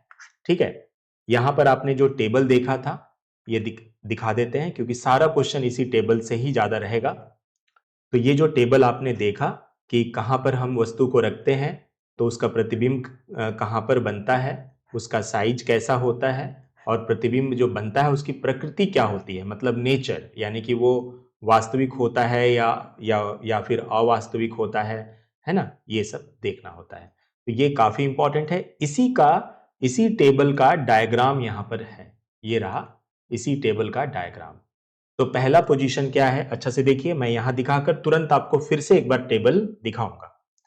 तो अगर वस्तु को आप अनंत पे रखते हैं, ठीक है, इसको अनंत कहा जाता है, यानी कि सी से अगर थोड़ा ज्यादा दूरी पे रखेंगे तो वो अनंत माना जाता है, इंफिनिटी। तो अगर आपने अनंत पे वस्तु को रखा तो आप जानते हैं कि अनंत से जो किरणें आती हैं वो पैरेलल आती हैं, है ना। ये कैसी किरणें हैं? ये पैरेलल हैं। और पैरेलल किरणें जब अवतल दर्पण पर पड़ती है यानी कि कॉन्केव मिरर पर पड़ती है तो वो टकराने के बाद प्रधान अक्ष के एक बिंदु पर जाकर मिल जाती है, प्रिंसिपल एक्सिस का एक बिंदु पर जाकर मिल जाती है। इसे क्या कहते हैं? इसे फोकस कहते हैं। यानी कि जब अनंत पर आप वस्तु को रख रहे हैं तो इससे चलने वाली जो पैरेलल रेज हैं, जो समानांतर किरणें हैं, वो प्रधान अक्ष के एक बिंदु पर जाकर मिल जा रही है, यानी कि वहीं पे प्रतिबिंब बनेगी। दो किरण कम से कम जहां मिलेगी वहीं पर प्रतिबिंब बनता है। ये नियम आपको याद रखना है, पहले भी हम लोगों ने देखा है। तो यहां पर ही प्रतिबिंब बनेगी, यानी कि फोकस पर प्रतिबिंब बनेगी। और आप गौर करिए कि अनंत से जितनी भी किरणें यहां से आएंगी ना, वो सभी के सभी अवतल दर्पण से टकराने के बाद इसी F पर जाकर मिल जाएगी। तो सोचिए कि वो जो बिंदु है वो कितना चमकीला होगा, क्योंकि सारी किरणें टकराने के बाद एक ही बिंदु पर आकर मिल जा रही है। इसलिए अनंत पर जब वस्तु को रखा जाता है तो इसका प्रतिबिंब जो है वो फोकस पर बनता है, काफी छोटा बनता है, बिंदु जैसा, लेकिन काफी चमकीला बनता है। और ये रियल इमेज होता है, याद रखिएगा। क्यों? आप तो ऐसे देख नहीं पाइएगा क्योंकि बिल्कुल बिंदु जैसा है, ये बिल्कुल एक डॉट के तरह दिखेगा। आप नहीं देख पाइएगा कि उल्टा बना है कि सीधा बना है, ठीक है। लेकिन आपको ये रूल से याद रखना है कि चूंकि जो किरणें हैं, जो रेज हैं, वो तो वास्तव में आकर मिल रही है ना, रियली में एक दूसरे को कट कर रही है, तो ऐसे केस में रियल इमेज बनता है। ठीक है, आइए 2 नंबर इमेज पर चलते हैं। अब हम लोग अनंत से वस्तु को C से परे रखते हैं। ये जो C है, C से दूर रखते हैं, यानी कि यहां पे C है, C से थोड़ा दूर रखते हैं। इसको बोलते हैं C से दूर, C से परे। जो टेबल है उसमें आपको क्या लिखा हुआ है? C से परे, परे माने दूर। C से दूर जब आप रखेंगे तो देखिए क्या होगा। दो किरण आपको लेना है। मान लीजिए पहली किरण हम ये लेते हैं और ये जा रही है, टकराएगी, तो आपको पता है कि ये पैरेलल रेज है, तो टकराएगी तो कहां से पास करेगी? फोकस से। तो ये रहा, फोकस से ये पार कर गई। दूसरी किरण, हम दूसरी किरण को ग्रीन कलर से लेते हैं। दूसरी किरण हमने ये ले लिया। ये किरण इधर से जाएगी तो सी से जाएगी, तो आप जानते हैं कि जब ये सी से जाएगी तो ये उसी रास्ते पर वापस लौट जाती है। ये इधर जा रही थी, इसी रास्ते पर ये वापस लौट जाएगी। तो गौर कीजिए कि जब ये लौटेगी तो यहां पर ये एक दूसरे को कट करेगी। ये इधर वाली रेज और इधर वाली रेज यहां पर कट करेगी। तो आप जानते हैं कि दो किरण जहां पर एक दूसरे को कट करती है वहीं पर इमेज बनता है। तो इमेज यहां पर बनेगा, यानी कि C और F के बीच में बन रहा है। आप देख सकते हैं, हम इसे अलग कलर से ले लेते हैं ताकि आपको ध्यान रहे कि ये रहा C और ये रहा F, इसी के लगभग बीच में प्रतिबिंब बन रहा है। और जो प्रतिबिंब बन रहा है वो देखिए छोटा है, क्योंकि इमेज आपने काफी बड़ा लिया, वस्तु जो है काफी बड़ा लिया था, लेकिन जो इमेज बना है वो थोड़ा छोटा बना है वस्तु से, और उल्टा है। तो जो इमेज उल्टा बनता है वो वास्तविक होता है, रियल इमेज होता है। ठीक है, और जो रियल इमेज होता है वो ध्यान रखना है कि उल्टा होता है, और यहां देख सकते हैं कि आप ये वस्तु से छोटा है। तो ये 2 नंबर सिचुएशन है। नंबर 3, अब आप वस्तु को C पे रखिए। जब आप C पे वस्तु को रखेंगे, मान लीजिए ये रहा C और C पर आपने वस्तु को रखा है। जब आप C पर वस्तु को रख रहे हैं तो देखिए पहली किरण गई पैरेलल, है ना, और ये फोकस से होकर गुजर गई। दूसरी को हम अलग कलर से ले लेते हैं, ये रहा, और ये F से होकर गई। आपको पता ही है कि जब F से होकर जाती है तो टकराने के बाद ये पैरेलल होकर निकल जाती है। जब ये पैरेलल होकर निकलेगी तो ये वाली किरण, ये ग्रीन वाला और ये वाला, ये दोनों यहां पर एक दूसरे को कट करेगी। और जहां पर दोनों परावर्तित किरण, जो रिफ्लेक्टेड रे है, वो दोनों जहां एक दूसरे को कट करती है वहीं पे इमेज बनता है। तो ये जो रिफ्लेक्टेड रे है, ये और ये यहां पर कट किया तो यही इमेज बना, यानी कि C पर ही इमेज बन रहा है। और ये गौर कीजिए कि जो वस्तु का साइज है वो इमेज का साइज भी उतना ही बड़ा है। यानी कि जब आप वस्तु को C पर रखते हैं, यानी कि सेंटर ऑफ कर्वेचर पर, कॉन्वेक्स कॉन्केव मिरर के केस में, तो जो वस्तु का साइज होता है और जो इमेज का साइज होता है वो दोनों बराबर होता है। ठीक है, इसी क्वेश्चन को घुमा के ऐसे भी दे देते हैं एग्जाम में कि आप कॉन्केव मिरर के केस में वस्तु को कहां पे रखिएगा जिससे कि जो इमेज होगा वो वस्तु के साइज के बराबर ही होगा। तो आंसर होगा सी पर, यानी कि जब हम सी पर वस्तु को रखेंगे तो जो बनने वाला प्रतिबिंब का साइज होगा वो वस्तु के साइज के बराबर ही होगा और वो सी पर ही बनेगा। ठीक है, लेकिन कैसा होगा? उल्टा होगा, और उल्टा इमेज तो आप जानते हैं वास्तविक होता है।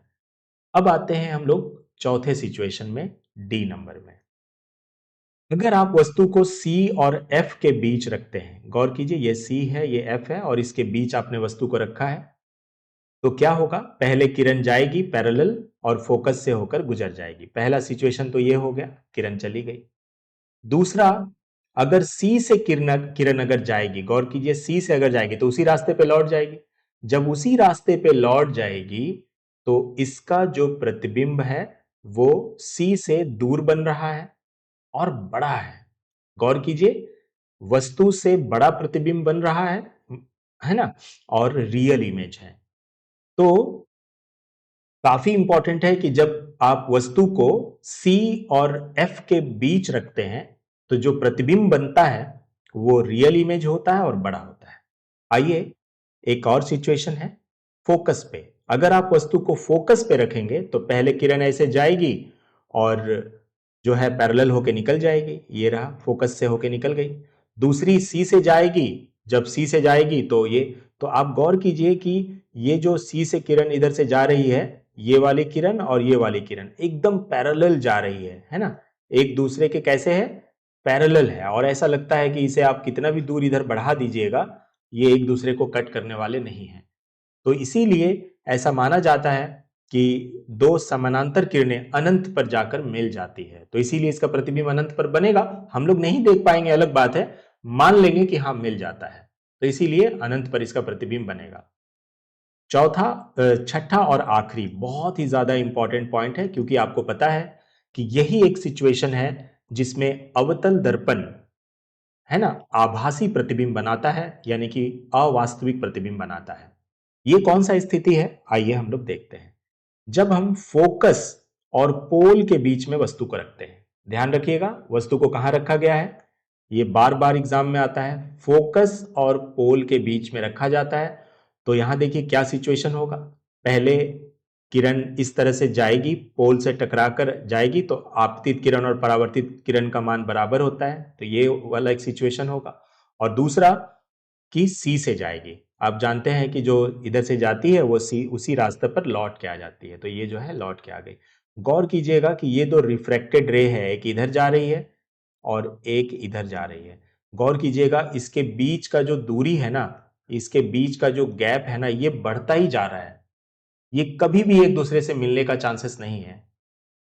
तो ये जो रिफ्लेक्टेड रे है इसी को डॉट डॉट करके पीछे की तरफ अगर बढ़ा दें, ये जो रिफ्लेक्टेड रे है इसी को अगर आप डॉट डॉट करके पीछे को बढ़ा दें तो यहां पर ये मिलती हुई प्रतीत होगी और यहीं पर वस्तु का इमेज बनेगा।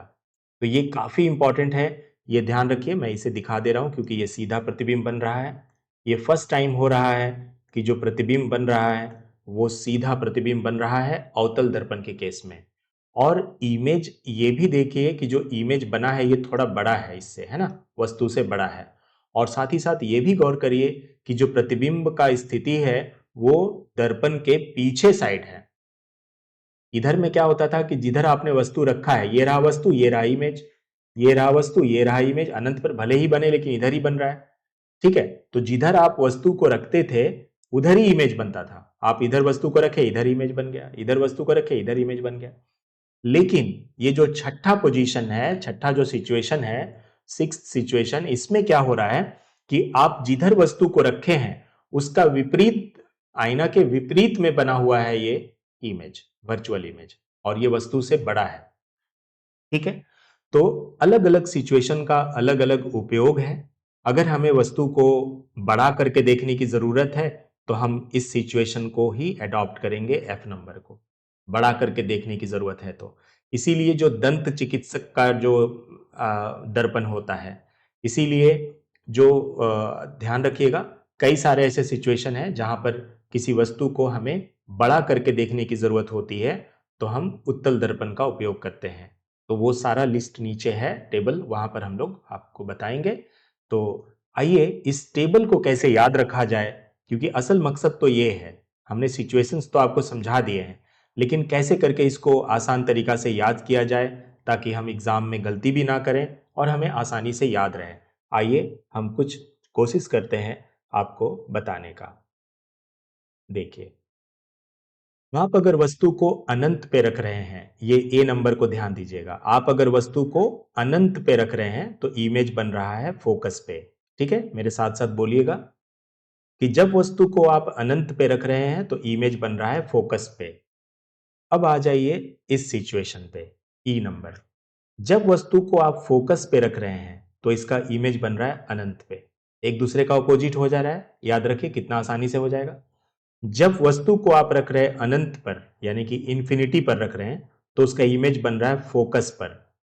और जब वस्तु को ही आप रख देंगे फोकस पर तो इसका इमेज बन जाएगा अनंत पर। तो ए और ई एक दूसरे का एकदम अपोजिट सिचुएशन है, इसलिए आसानी से याद भी रहेगा। अब आइए दूसरा सिचुएशन हम लोग देखते हैं। दूसरा है बियॉन्ड सी। अगर आप सी से दूर, यहां देखिए ये सी है और सी से दूर अगर आपने वस्तु को रखा है तो इसका इमेज बन रहा है सी और एफ के बीच। ठीक है, सी से दूर अगर रख रहे हैं वस्तु को, सी से दूर रख रहे हैं तो कहां बन रहा है, सी और एफ के बीच में बन रहा है। ठीक है, अब देखिए, अब अगर आपने सी और एफ के बीच में रखा, सी और एफ के बीच अगर आपने वस्तु को रखा तो इसका इमेज सी से परे बन रहा है, सी से परे बन रहा है।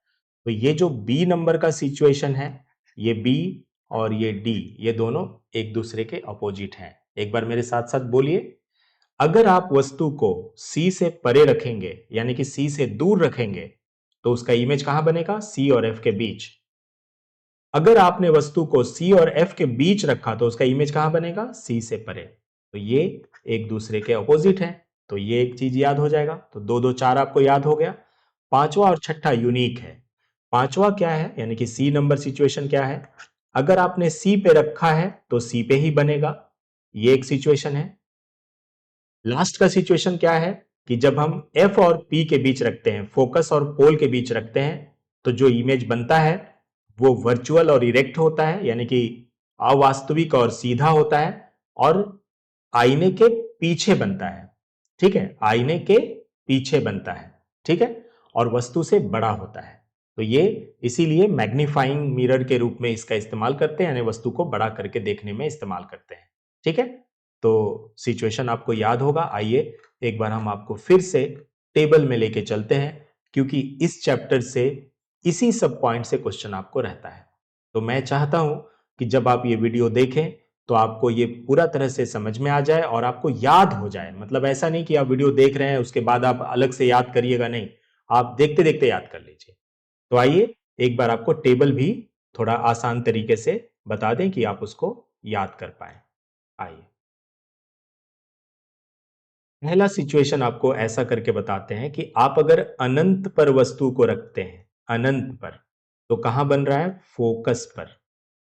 ठीक है, अगर आप फोकस पे रखेंगे तो बनेगा अनंत पर। ठीक है, हो गया, दो ठो याद हो गए। अनंत पे रखेंगे तो फोकस पे बनेगा, फोकस पे रखेंगे तो अनंत पर बनेगा, दो ठो कंप्लीट। आइए दूसरा कलर एक ले लेते हैं। अगर सी से परे आप रखेंगे, सी से परे यानी कि सी से दूर रखेंगे तो बनेगा कहां, एफ और सी के बीच बनेगा। ठीक है, अगर आपने एफ और सी के बीच रखा तो कहां बनेगा, सी से परे बनेगा। ठीक है, तो दो ठो कंप्लीट हो गया। ठीक है, दो आपका कंप्लीट हो गया है। फिर देखिए, एक ये कलर ले लेते हैं, है ना, ग्रीन, ग्रीन ले लेते हैं। दो चीजें यूनिक है, एक सी पे रखेंगे तो सी पर ही बनेगा और समान साइज का होगा। पी तथा एपोल तथा फोकस के बीच अगर रखेंगे तो दर्पण के पीछे बनता है, बड़ा होता है, आभासी तथा सीधा, यानी वर्चुअल और इरेक्ट होता है। तो ये काफी इंपॉर्टेंट है। चार सिचुएशन आपको कॉमन मिल जा रहा है और दो यूनिक यूनिक है। एक ये यूनिक सिचुएशन है कि सी पर रखेंगे तो सी पर ही बनने वाला है ये, हाँ, समान साइज का होगा, यानी कि वस्तु का आकार और जो इमेज का आकार है दोनों बराबर होगा। और अगर आपने पी और एफ के बीच रखा, पोल और फोकस के बीच रखा, तो ये दर्पण के पीछे बनेगा, है ना, विवर्धित, यानी कि बड़ा होगा, आभासी तथा सीधा होगा। ये काफी बार आपको जो है काम आएगा कि एक ही सिचुएशन है जिसमें कि जो अवतल दर्पण है यानी कि कॉनकेव मिरर है वो आभासी तथा सीधा प्रतिबिंब बनाता है, ठीक है, यानी कि वर्चुअल और इरेक्ट इमेज बनाता है। और वो कौन सा सिचुएशन है? जब वस्तु को हम पोल और फोकस के बीच रखते हैं, ठीक है। तो ये जो सिचुएशन है दोस्तों, ये जरूर से जरूर याद रखिए और याद मत करिए, रटिए नहीं, है ना, समझ के कि हाँ कैसे करके आप इमेज को रखते जा रहे हैं तो उसी तरह से इमेज बनता जा रहा है। गौर कीजिएगा जरा सा, हम आपको थोड़ा सा ध्यान दिलाएं कि वस्तु को आप अनंत से इस ओर लेके आ रहे हैं। अनंत से पहले अनंत पे था, फिर सी से परे, फिर सी पे, फिर सी और एफ के बीच, फिर एफ पे, फिर एफ और सी के बीच। यानी इमेज आप जो वस्तु है आप इस तरफ लेके जा रहे हैं, प्रधान अक्ष का इस तरफ लेके जा रहे हैं, ठीक है। अब आइए इमेज की तरफ से देखिए। इमेज पहले फोकस पे बना, फिर एफ और सी के बीच बना, फिर सी पे बना, और फिर सी से परे बना, और फिर अनंत पे बना। यानी कि जो ऑब्जेक्ट है, आप गौर कीजिए, ये वेरी इंपॉर्टेंट ऑब्जर्वेशन है, ये बहुत ही महत्वपूर्ण एक ऑब्जर्वेशन है। ऑब्जेक्ट को यानी कि वस्तु को आप इधर लेके जा रहे हैं तो इमेज इधर आ रहा है,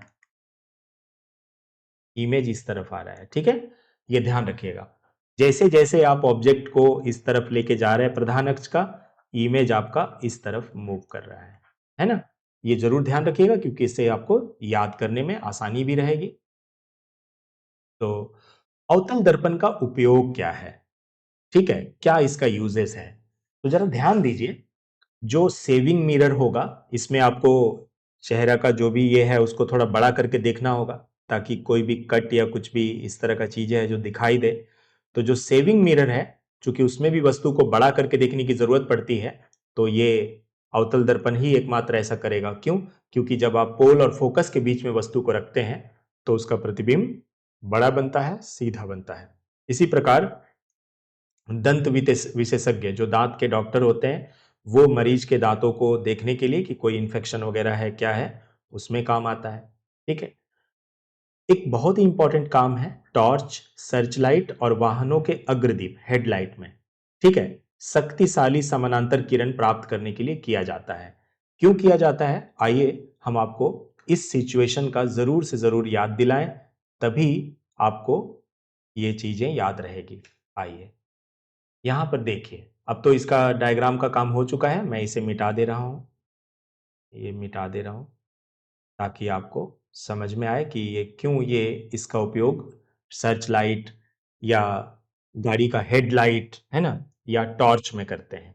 क्योंकि जब आप वस्तु को फोकस पे रख देते हैं, ठीक है, कहां रख देते हैं, जब वस्तु को आप फोकस पे रख देते हैं ना, तो जो जब जो किरणें होती हैं, जो किरणें निकलती हैं वो पैरेलल निकलती हैं, ठीक है। कैसी निकल रही है ये किरणें? पैरेलल निकल के जा रही है। तो जो पैरेलल किरणें होती है ना, वो तो सामने जाके कहीं मिलेगी नहीं, काफी दूर तक जाएगी, सीधा जाएगी एकदम। तो इसीलिए इसका उपयोग टॉर्च में कर लेते हैं, ठीक है। इसका उपयोग गाड़ी का हेडलाइट यानी कि सामने का जो लाइट होता है उसमें करते हैं ताकि दूर तक का रोड में जब गाड़ी चलाएं तो दूर तक दिखाई दे, हेडलाइट। टॉर्च या सर्च लाइट में करते हैं, ठीक है, सर्च लाइट यानी कि अगर अंधेरे में किसी चीज को हम ढूंढते हैं तो इस लाइट का यूज करते हैं क्योंकि ये काफी दूर तक जाता है लाइट। तो उसका यूज क्यों करते हैं, क्यों कॉनकेव जो है मिरर का यूज किया जाता है? रीजन एक ही है कि जब वस्तु को फोकस पे रखा जाता है तो इससे जो किरणें निकल के आती हैं वो पैरेलल निकल के आती है, समानांतर। और पैरेलल किरण अगर है, अगर एकदम पैरेलल जा रही है तो वो काफी दूर तक जाएगी, है ना। ये है, तो ये इसका सिचुएशन है। सिचुएशन के आधार पर याद रखिए कि क्यों यूज किया जाता है, रटना नहीं है। सिचुएशन को याद रखिए कि जब फोकस पे रखते हैं तो जो किरण है आप देख रहे हैं ना, दोनों परावर्तित किरण किस तरह पैरेलल जा रही है। तो इसीलिए इसका उपयोग टॉर्च, हेडलाइट और गाड़ी का हेडलाइट और सर्च लाइट में करते हैं, ठीक है। ये वाला सिचुएशन है दंत चिकित्सक का जो बड़ा करके देखते हैं, सेविंग मिरर का उसमें भी बड़ा करके देखते हैं। तो जब छोटी चीजों को बड़ा करके देखने की बात की जाए तो कॉनकेव मिरर यानी कि अवतल दर्पण का उपयोग किया जाता है, ठीक है। क्यों? क्योंकि जब वस्तु को पोल और फोकस के बीच रखते हैं तो इसका जो प्रतिबिंब बनता है वो सीधा होता है और वस्तु से बड़ा होता है। तो हम इसलिए छोटे वस्तु को बड़ा करके देखने में काम आ सकते हैं। एक बहुत ही इंपॉर्टेंट है, सौर भट्टियों में सूर्य के प्रकाश को केंद्रित करने के लिए बड़े अवतल दर्पणों का उपयोग किया जाता है। क्यों किया जाता है? आइए इसका आपको सिचुएशन दिखा दें। ये रहा इसका सिचुएशन। आप तो जानते हैं इसका काम आपका हो चुका है, तो मैं आपको मिटा दे रहा हूं ये वाला। अब बताइए कि ये सौर भट्टी के हिसाब से यूज किया जा सकता है कि नहीं? बिल्कुल किया जा सकता है, क्योंकि जो सूर्य से प्रकाश की किरणें आएगी वो पैरेलल आएगी, और पैरेलल आने के बाद टकराएगी, है ना, प्रधान अक्ष के समानांतर जाकर आएगी, तो ये प्रधान अक्ष का एक बिंदु पर मिल जाएगी। ये भी किरण इधर से जाएगी तो टकराने के बाद मिरर से एक बिंदु पर मिल जाएगी। तो सोचिए कि ऐसे कितने सारे किरण यहां से आएगी, प्रकाश की किरण, और आने के बाद दर्पण से, यानी कि अवतल दर्पण से टकराने के बाद प्रधान अक्ष के एक बिंदु पर केंद्रित हो जाएगी, यानी फोकस्ड हो जाएगी। तो आप जानते हैं कि जो सूर्य की प्रकाश की किरण होती है उसमें बहुत ही ऊर्जा होती है, एनर्जी होती है। तो उन सबको एक बिंदु पर अगर केंद्रित कर लिया जाए तो असीम ऊर्जा उत्पन्न होगी, बहुत ही ज्यादा वो एनर्जी होगा, और इतना ज्यादा होगा कि धीरे धीरे हीट होकर वहां पर आग लग जाएगी। तो इस तरह से जो है, हम लोग बचपन में, आपको याद होगा, हम लोग छोटे छोटे कागज के टुकड़ों को जलाने का भी काम करते थे। तो इसका रीजन है ये आपका अवतल दर्पण, जिससे कि ऐसा आप कर सकते हैं। और सोलर भट्टी, जिससे कि बड़ा सा अवतल दर्पण को लेकर आप जो है आसानी से ये काम कर सकते हैं कि बहुत सारा सूर्य का किरण वहां पे पड़ेगी और सारा टकराने के बाद आकर एक बिंदु पर आ जाएगी। तो जिस जगह पर वो आएगी वहीं पर आप जो है कोई भी, जो भी चीज आपको खाना बनाना है या जो कुछ है वहां पर रख सकते हैं, तो वो बन जाएगा। तो सोलर कुकर, सोलर भट्टी, वो सब में इसका इस्तेमाल किया जाता है। ठीक है। साथ ही साथ जरूर याद रखिए कि क्यों यूज किया जाता है, वो जरूरी है बहुत, तब आपको चीजें याद रहेगी। अब आते हैं उत्तल दर्पण के द्वारा जो प्रतिबिंब बनता है उसके बारे में, यानी कि कॉन्वेक्स मिरर से जो बनता है उसके बारे में हम लोग पढ़ते हैं। तो यहां देख सकते हैं कॉन्वेक्स मिरर के बारे में। कॉन्वेक्स मिरर का, जैसे कि आपने पढ़ा अवतल दर्पण के बारे में, यानी कॉन्केव मिरर में, उसमें 6 सिचुएशन थे, लेकिन जो कॉन्वेक्स मिरर है ना, उसमें केवल 2 ही सिचुएशन है। कॉन्वेक्स मिरर में एक तो अनंत पर बनता है, तो जब अनंत से प्रकाश की किरणें जाएगी तो आप देख सकते हैं इस तरह से चली जाएगी। इसको आप, जो परावर्तित किरण है उसको डॉट डॉट करके पीछे की तरफ बढ़ाइएगा तो फोकस पे मिलेगी। इसको भी आप डॉट डॉट करके पीछे की तरफ बढ़ाइएगा तो फोकस पे मिलेगी। यानी कि जब अनंत पे आप वस्तु को रखेंगे, ठीक है, अनंत पर अगर आपने कोई वस्तु को रखा है तो उसका प्रतिबिंब फोकस पे बनेगा। और ये कैसा होगा? याद रखिएगा, ये वर्चुअल होगा। ये कैसा होगा? ये वर्चुअल इमेज होगा, यानी अवास्तविक प्रतिबिंब होगा। क्यों? क्योंकि वास्तव में किरणें यहां नहीं मिल रही है।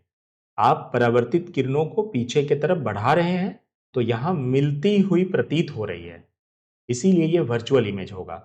लेकिन जो कॉन्केव मिरर का केस था उसमें वो रियल इमेज बन रहा था, बिंदु मात्र का बन रहा था। भले ही वो आप नहीं देख पाएंगे, काफी छोटा होगा, लेकिन रियल इमेज था। रियल इमेज का मतलब होता है कि जो दोनों किरणें, परावर्तित किरणें हैं, वो वास्तव में एक दूसरे को कट कर रही है। ठीक है। लेकिन इसमें क्या है कि वास्तव में कट नहीं कर रही है। जो परावर्तित किरणें हैं उसको आप डॉट डॉट करके पीछे की तरफ बढ़ा रहे हैं, और बढ़ाने के बाद जो है आपका यहां पर वर्चुअल इमेज बना है। ठीक है। अब आते हैं, जो है, आप यहां पर देख सकते हैं कि उत्तल दर्पण के द्वारा दूसरा जो सिचुएशन है वो, जो कि काफी इंपॉर्टेंट है और आपको जरूर से जरूर याद रखना है, ध्यान रखना है। देखिए, अगर आप प्रतिबिंब वस्तु को जो है सी से, मतलब अनंत से थोड़ा दूर में रखिए, है ना, सी से परे, या जो भी आप कह सकते हैं, अनंत, सी से परे या अनंत से थोड़ा सा ये में रखिए, दूरी पे रखिए, अनंत से थोड़ा मैंने पहले। तो उसमें क्या होगा कि जो किरणें हैं ना, आप गौर करिए कि इस तरह से एक किरण जाएगी और इस तरह पैरेलल होके चली जाएगी। यहां पर इंसिडेंट रे और रिफ्लेक्टेड रे का नियम का पालन होगा। ठीक है, आपतित किरण और परावर्तित किरण के नियम का पालन होगा। ये तो मिलेगी तो नहीं, इसको डॉट डॉट करके आप बढ़ाइएगा तो ये एफ पे चली जाएगी। ठीक है। फिर एक किरण सी से जाएगी, तो जब ये सी से जाती है तो आपको पता है कि ये उसी रास्ते पे वापस लौट आती है। देखिए, ये किरण जा रही थी और ये इसी रास्ते पे लौट आई। तो इसको जब आप डॉट डॉट करके बढ़ाइएगा तो ये सी पर जाएगी और यहां पर ये दोनों किरणें एक दूसरे को कट कर रही है। जहां पर कट करेगी वहीं पे तो इमेज बनता है, तो इसीलिए इसका इमेज यहां पर बनेगा, इसका इमेज यहां पर बनेगा। और गौर करिए कि इसका जो इमेज बन रहा है वो फोकस और पोल के बीच में है, कहीं भी हो सकता है पोल और फोकस के बीच, और छोटा है काफी, है ना, और सीधा है, यानी कि वर्चुअल है, काल्पनिक प्रतिबिंब है। तो आप ये कह सकते हैं कि जो उत्तल दर्पण है, यानी कि जो कन्वेक्स मिरर है, याद रखिएगा, इंग्लिश में एक बार मैं लिख देता हूं ताकि नाम में दिक्कत ना हो। जो कॉन्वेक्स मिरर है, यानी कि जो उत्तल दर्पण है, वो हमेशा अवास्तविक प्रतिबिंब बनाता है, यानी वर्चुअल इमेज बनाता है, ठीक है। और ये वस्तु से छोटा होता है, ठीक है, काफी छोटा होता है और हमेशा वर्चुअल यानी कि अवास्तविक प्रतिबिंब बनाता है। तो दोस्तों थोड़ा याद करिए कि और कोई दर्पण आपको पता है क्या? आपने सुना है क्या कि वो हमेशा वर्चुअल इमेज बनाता है, हमेशा अवास्तविक प्रतिबिंब बनाता है? क्या आप ऐसे दर्पण के बारे में जानते हैं?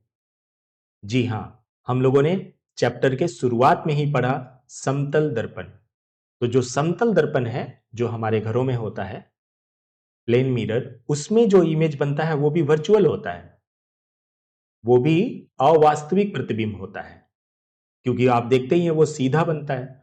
तो जो भी इमेज सीधा बनता है वो अवास्तविक होता है, यानी कि वर्चुअल इमेज होता है। तो प्लेन मिरर में भी वर्चुअल इमेज बनता है और कॉन्वेक्स मिरर में भी जो है वर्चुअल इमेज बनता है, हमेशा हर हाल में वर्चुअल इमेज बनता है, ठीक है। तो ये ध्यान रखिएगा कि अगर आप वस्तु को अनंत पे रखेंगे, ये उत्तल दर्पण के द्वारा बनने वाले प्रतिबिंब की प्रकृति, उसकी स्थिति और आपेक्षिक साइज क्या क्या होगा। तो बिंब की स्थिति, बिंब माने वस्तु होता है, बिंब की वस्तु को अनंत पे रखेंगे तो फोकस पर बनेगा, अत्यधिक छोटा और बिंदु के साइज का होगा, आभासी तथा सीधा होगा, यानी कि वर्चुअल इमेज बनेगा।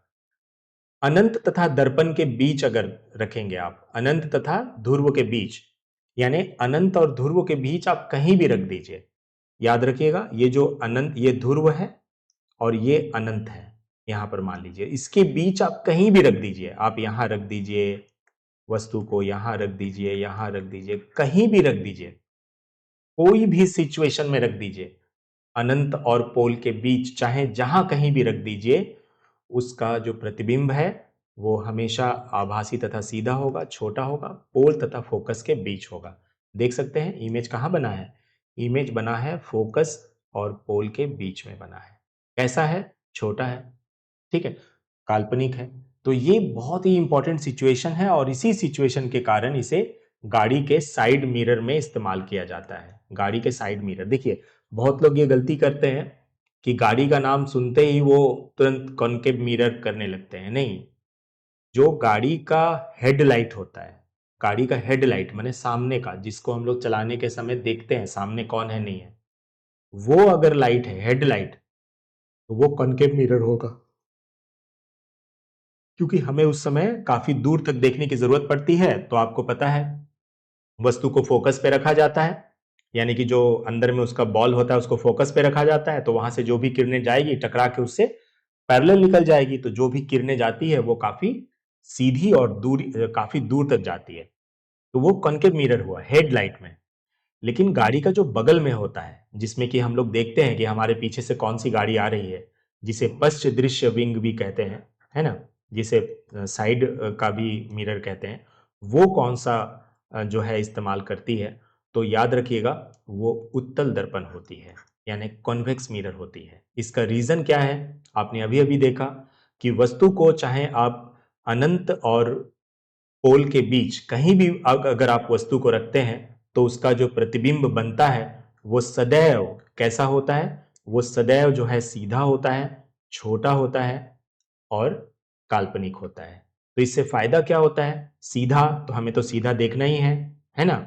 और काफी छोटा प्रतिबिंब बनने के कारण क्या होता है कि काफी छोटे से जगह में जो हमारा साइड मिरर होता है गाड़ी का, वो देखिएगा काफी छोटा होता है, ऐसा भी नहीं है कि बहुत बड़ा होता है, छोटा सा मिरर होता है, लेकिन उसमें ही अगर आप गौर से देखिएगा तो आपका जो गाड़ी जब आप चला रहे हैं तो उसके पीछे का काफी दूर तक का गाड़ी का प्रतिबिंब उसमें आ जाता है और कई सारे गाड़ियों का प्रतिबिंब बन जाता है उतने ही छोटा आईना में। उसका रीजन यही है कि जो उत्तल दर्पण जो प्रतिबिंब बनाता है वो काफी छोटा होता है, ये इसका एक फायदा है। और दूसरा फायदा ये होता है कि जो कॉन्वेक्स मिरर है वो कैसा होता है, वो कुछ ऐसा होता है ना, यानी कि वक्र की तरह होता है। तो ये जो वक्र की तरह होने के कारण क्या होता है कि इसका एरिया ज्यादा हो जाता है, एरिया ज्यादा कवर करता है। तो एक तो बात ये है कि ये छोटा प्रतिबिंब बनाता है और दूसरा ये है कि इसका फील्ड व्यू बहुत ज्यादा है, दृष्टि क्षेत्र इंग्लिश में बोलते हैं फील्ड व्यू, इसका फील्ड व्यू बहुत ही ज्यादा है। कारण ये है क्योंकि ये आउटवर्ड बाहर की तरफ जो है इसका परावर्तक तल होता है, बाहर की तरफ आउटवर्ड होता है। इसीलिए आप अपना आईना को देखिएगा, जो जो आपका गाड़ी का साइड मिरर है वो उभरा हुआ होगा, सामने की तरफ थोड़ा उभरा हुआ रहता है, हल्का फुल्का जरूर महसूस कीजिएगा, यानी कि वो कॉन्वेक्स मिरर है वो। ठीक है, ये ध्यान रखिएगा। इसका दो रीजन है यूज करने का। एक तो ये कि अनंत और पोल के बीच वस्तु को जहां कहीं भी रखा जाता है उत्तल दर्पण के केस में तो उसका प्रतिबिंब हमेशा छोटा, है ना, और सीधा बनता है। ठीक है, और काल्पनिक होता है। अगर आपसे क्वेश्चन एक पूछा जाए, मान लीजिए हमने आपसे पूछ रहे हैं कि ऐसा कौन सा मिरर है जो हमेशा वर्चुअल इमेज बनाता है, मतलब हमेशा जो है अवास्तविक प्रतिबिंब बनाता है, आप ही बताइएगा। तो आपका आंसर होगा, याद आएगा आपको कि हाँ, जो प्लेन मिरर है वो भी बनाता है। यस, ये रहा प्लेन मिरर, देख सकते हैं मैंने पहले से लिख रखा है, प्लेन मिरर भी बनाता है, हमेशा वर्चुअल बनाता है। अभी अभी आपने देखा कॉन्वेक्स मिरर भी हमेशा बनाता है। तो ये दो मिरर ऐसे हैं, प्लेन मिरर और कॉन्वेक्स मिरर, जो हर हाल में वर्चुअल और इरेक्ट इमेज बनाता है, यानी कि काल्पनिक और सीधा प्रतिबिंब बनाता है। ठीक है, तो आपको अगर सवाल पूछा जाए कि आपको एक मिरर दिया गया है और वो मिरर हमेशा काल्पनिक प्रतिबिंब बनाता है, बताइए वो कौन सा मिरर हो सकता है? तो आपका आंसर क्या होगा? या तो प्लेन मिरर होगा वो, या कॉन्वेक्स मिरर होगा। ध्यान रखिएगा, क्योंकि दोनों ही हमेशा हर हाल में अवास्तविक प्रतिबिंब बनाता है। लेकिन कभी भी गलती से खाली प्लेन मिरर मत कर दीजिएगा, प्लेन मिरर तो अवास्तविक बनाता ही है, लेकिन साथ ही साथ आपने अभी देखा कि कॉन्वेक्स मिरर भी केवल अवास्तविक प्रतिबिंब ही बनाता है, यानी कि जो है सीधा प्रतिबिंब बनाता है। फर्क इतना ही है कि ये छोटा बनाता है, कॉन्वेक्स मिरर जो है ये छोटा बनाता है, लेकिन जो प्लेन मिरर होता है ये वस्तु के आकार के बराबर बनाता है। जितना बड़ा वस्तु रहेगा उतना ही बड़ा उसका प्रतिबिंब रहेगा, ये डिफरेंस है। लेकिन अगर उसका नेचर के बारे में अगर आप बात करें कि उसका नेचर कैसा होता है इमेज का, तो इमेज का नेचर दोनों ही केसेस में अवास्तविक होता है, यानी कि काल्पनिक होता है, वर्चुअल होता है। ठीक है, अब आते हैं, काफी इंपॉर्टेंट है गोलीय दर्पणों के चिन्ह के बारे में। अगर आप गोलीय दर्पण का न्यूमेरिकल बनाएंगे ना, उस समय आपको ये चिन्ह के बारे में काफी काम आएगा, काफी काम आएगा। तो देखिए कैसे करके हम लोग इसका चिन्ह को लेते हैं।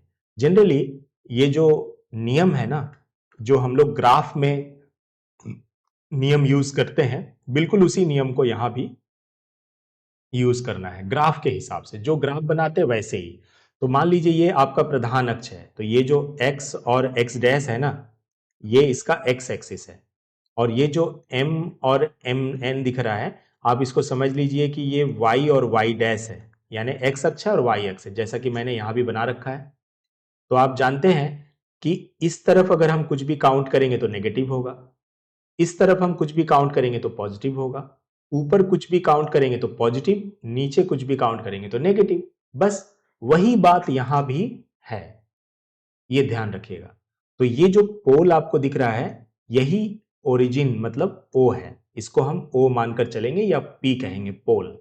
तो पोल से अगर आप इस डायरेक्शन में मापिएगा तो नेगेटिव होगा, पोल से अगर इस डायरेक्शन में मापिएगा तो पॉजिटिव होगा। अगर प्रधान अक्ष को ऊपर जाइएगा तो पॉजिटिव, प्रधान अक्ष के नीचे जाइएगा तो नेगेटिव। बस यही चीज है, इतना आसान है ये याद रखना। ठीक है, वस्तु को हमेशा कोशिश कीजिएगा लेफ्ट साइड में रखने का, इधर रखने का कोशिश कीजिएगा, इधर रख के ही इमेज आपको बनाना है, ठीक है। तो एक रूल ये है कि आप जिधर वस्तु को रखते हैं उधर से ही तो किरणें आती है। इसे मैं अलग कलर से आपको लेके दिखा देता हूं। आप जिधर वस्तु को रखेंगे उधर से ही तो प्रकाश की किरण आएगी ना, तो ये हुआ आपतित किरण। तो आपतित किरण जिधर से जा रही है ना, जिस तरफ जा रही है उसका अपोजिट अगर आप मेजर करेंगे तो नेगेटिव लेना होगा। अगर जिधर जा रही है और उसी डायरेक्शन में अगर आप माप रहे हैं तो आपको पॉजिटिव लेना होगा। यह भी एक तरीका है आसान याद रखने का कि जो आपतित किरण है यानी इंसिडेंट रे किसको बोलते हैं, जो वस्तु से निकल के जाती है। तो इंसिडेंट रे जिधर जा रही है उसका अपोजिट डायरेक्शन में अगर आप जाके मेजर करते हैं तो नेगेटिव लेना होगा, और जिधर किरण जा रही है उसी तरफ अगर आप मेजर करेंगे तो पॉजिटिव लेना होगा। और बाकी तो ये पता ही है आपको कि एक्स अक्ष के ऊपर जाइएगा तो पॉजिटिव और इसके नीचे जाइएगा तो नेगेटिव। जो ग्राफ में रूल यूज करते हैं बिल्कुल वही। ये इसलिए जानना जरूरी है क्योंकि इस पर न्यूमेरिकल आते हैं एग्जाम में। तो मिरर का फॉर्मूला के नाम से प्रसिद्ध है ये 1/v + 1/u = 1/f, जिसमें v को हम लोग जो इमेज का डिस्टेंस है वो कहते हैं, u वस्तु की दूरी है और f फोकल लेंथ है। तो ये जो v, u और f है ना, ये सब जो मापा जाता है वो सब यहां से मापते हैं, पोल से। इस पोल से मापा जाता है, ध्यान रखिएगा। पोल से जो वस्तु का दूरी है ये वाला, ये u हो जाएगा।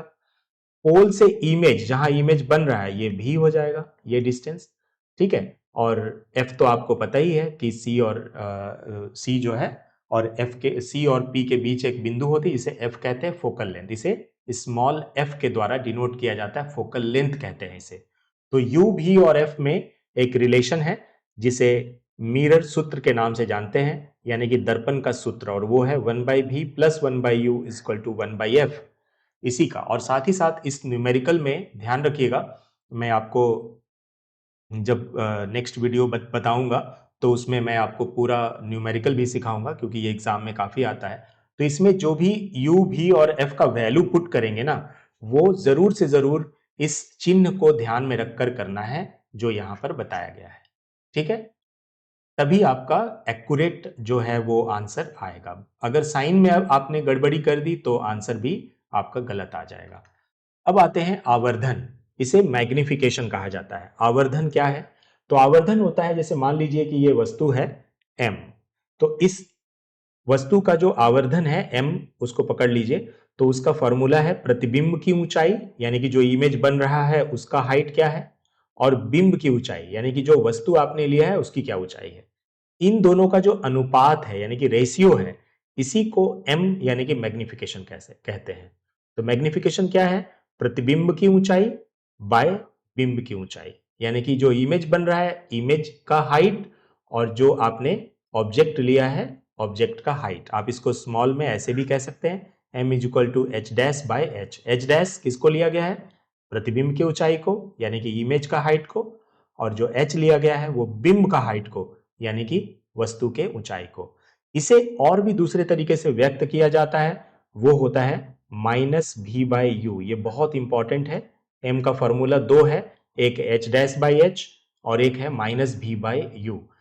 v जो है वो प्रतिबिंब की दूरी है, और u जो है वो वस्तु की दूरी है। हमने पहले ही कहा, दूरी हमेशा कोई भी हो वो पोल से मापी जाती है, यानी कि ध्रुव से, ठीक है।